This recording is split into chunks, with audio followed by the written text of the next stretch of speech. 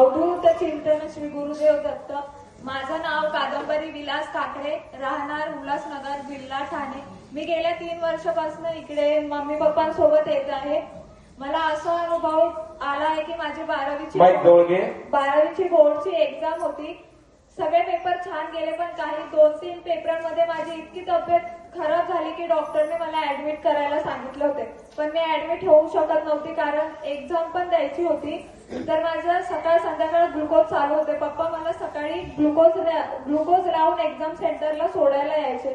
2 paper छान गेले, पण लास्टच्या पेपरला माझी खूप तब्येत खराब झाली. म्हणजे अक्षरशः माझ्या हातामध्ये IV होती. तसंच पट्टी वगैरे बांधून मी एक्झाम सेंटरला गेली.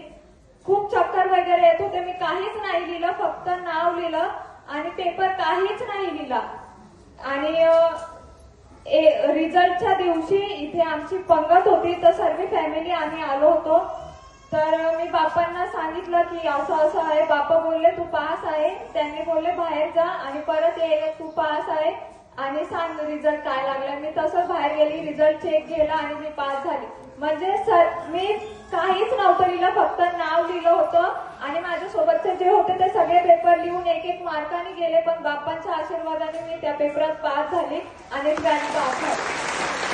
आणि दुसरा अनुभव मला असा आला आहे की मी खूप चिडचिडा स्वभाव होता. म्हणजे लोक मला बोलताना विचार करायचे की मी हिला काय बोललो तर ही उगाच काही पण बोलेल. पण जेव्हापासून मी घरी ग्रंथ पारायण वाचायला चालू केलं तेव्हापासून माझा चिडचिडा स्वभाव एकदम शांत झाला आहे.